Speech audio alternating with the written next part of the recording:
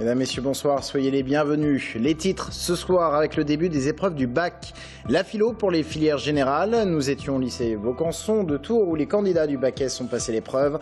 La politique échappe-t-elle à une exigence de vérité? C'était l'une des questions posées aux futurs bacheliers de S. Dans ce journal, le ras-le-bol des parents d'élèves et enseignants du collège d'Azel-Rideau. Même situation qu'à Neuilly-Pompierre, la reconstruction de l'établissement est suspendue. Les partenariats publics-privés sont remis en cause par la nouvelle majorité au conseil départemental. La décision sera rendue le 10 juillet prochain. Et puis c'est une petite révolution chez les avocats. Un cabinet a ouvert à Tours, il a vitrine sur rue. On vous promet un devis, plus de transparence. Les méthodes commerciales sont ainsi impliquées au service juridique. La politique échappe-t-elle à l'exigence de vérité? L'artiste donne-t-il quelque chose à comprendre ou encore suis-je ce que mon passé a fait de moi? C'était aujourd'hui le début des épreuves du bac avec la philo pour les filières générales. Sabrina Meloult s'est rendue au lycée Vaucanson de Tours où étaient réunis plus de 400 lycéens de la filière S. 7h30 ce matin, les élèves sont déjà là. Probablement l'angoisse du retard. 430 bacheliers scientifiques du baccalauréat général plancheront dans 30 minutes exactement sur l'épreuve d'ouverture, la philosophie. Pas stressée mais pas confiante non plus. C'est de la philo, c'est pas un gros coefficient alors c'est pas grave. Le désir pourquoi pas, ou la morale, voilà. Voilà, donc pour aujourd'hui, première épreuve, donc l'épreuve de philosophie. Pendant ce temps, l'adjoint au proviseur prépare les fameux sujets de dissertation. Il faut maintenant faire la distribution dans chaque classe. Venez, s'il vous plaît, nous allons procéder à l'ouverture de l'enveloppe des sujets. Et pour les lycéens, la pression monte. Les épreuves de philosophie, c'est la première, il faut être concentré, il faut bien commencer, mais ça va, on a bien révisé. Ça va. Franchement, c'est que la philo, donc ça devrait bien se passer. 7h55, un professeur surveillant commence la distribution des sujets. La copie est déposée à l'envers. Les élèves ne pourront la retourner que dans 5 minutes. Allez, c'est parti. 8h, l'épreuve peut enfin commencer. 10h, 10h30, les premiers bacheliers ont rendu leur copie. Très bien, moi j'ai pris comme le sujet sur l'art. Donc c'est un sujet qui était assez simple. Midi, sonne la fin de l'épreuve. Les sujets étaient compliqués quand même.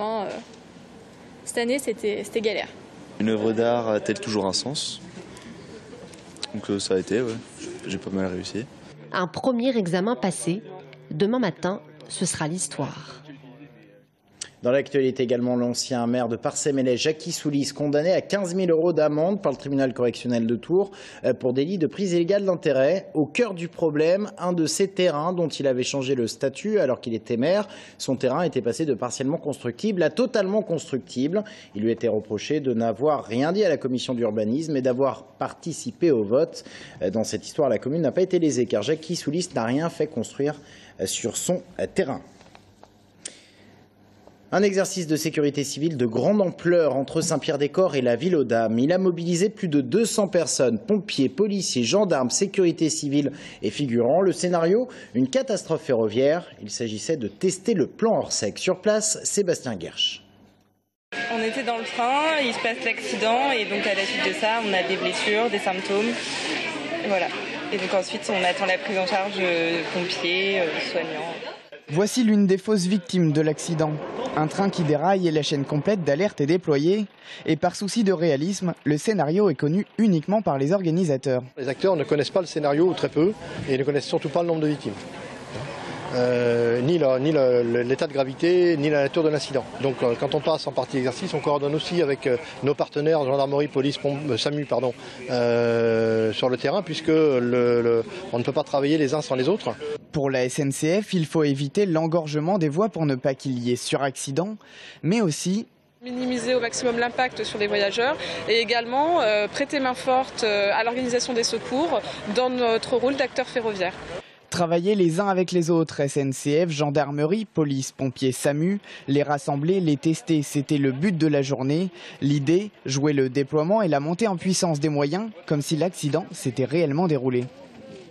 La journée de simulation définitivement aujourd'hui, puisqu'en Loir-et-Cher, on a aussi testé le plan Orsec, exercice sur l'autoroute A85 qui court jusqu'à 20h dans le sens Vierzon-Tours entre Telley et Romorantin. Le scénario, cette fois-ci, un accident entre un car et un véhicule léger faisant de nombreuses victimes. On en vient à l'inquiétude, voire même le ras-le-bol de parents d'élèves et d'enseignants. On évoquait il y a peu la situation de Neuilly-Pompière, où les travaux de reconstruction du collège ont été suspendus par le conseil départemental d'Indre-et-Loire. Eh bien, la situation est à peu près identique à Azel-Rideau. Le collège devait être entièrement reconstruit avec un PPP, partenariat public-privé. Une méthode abandonnée par la nouvelle majorité, si bien que les projets sont revus. La décision doit être rendue le 10 juillet prochain. Romain Delville, Anaïs Boissel-Dombreval.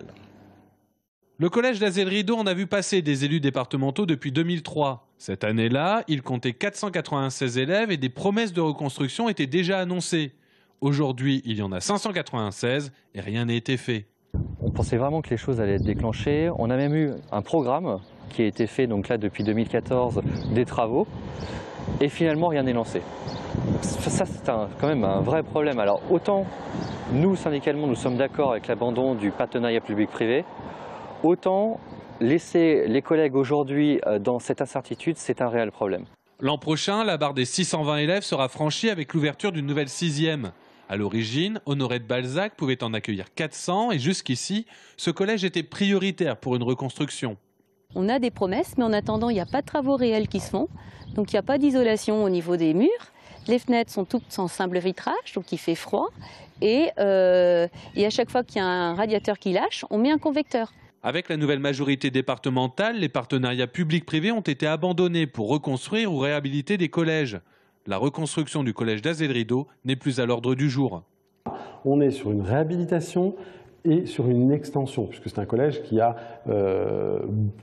beaucoup de collégiens. On n'est pas aujourd'hui sur des chiffres qui nous indiquent qu'on va avoir une baisse du nombre de collégiens. Nous avons demandé à nos services et notamment à la direction des bâtiments de bien vouloir regarder ce qu'on peut faire avec l'existant.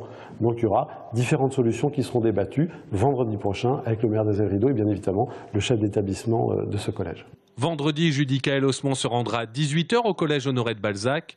Le lendemain matin, à 10h30, un rassemblement est prévu devant l'établissement. La politique en bref, c'est bien la députée Claude Greff qui sera tête de liste Les Républicains en Indre-et-Loire pour les prochaines régionales.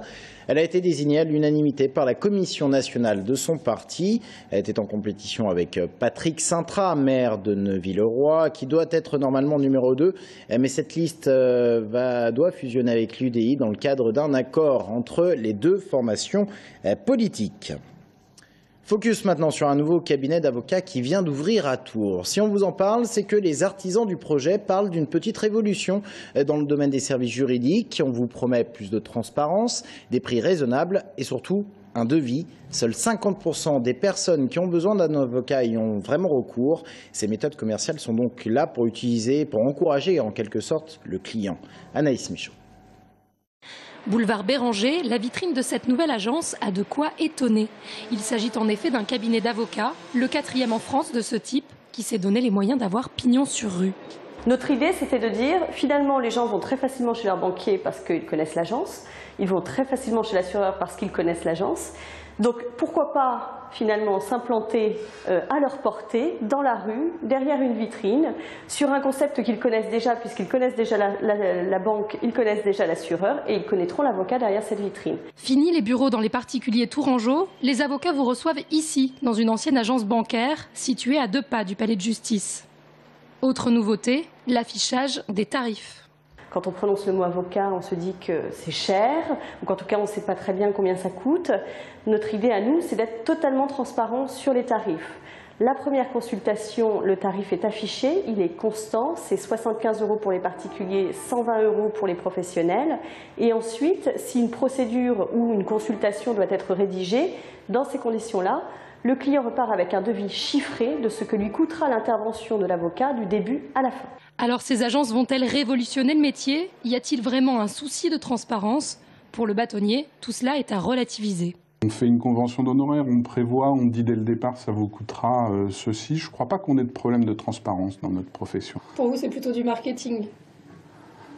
C'est des gens qui sont issus d'HEC. C'est des gens qui ont créé cela avec cette vision du marketing, oui. Des avocats derrière une vitrine, c'était encore inconcevable il y a peu. Une visibilité rendue possible par le changement de législation en octobre dernier qui autorise la profession à faire de la publicité.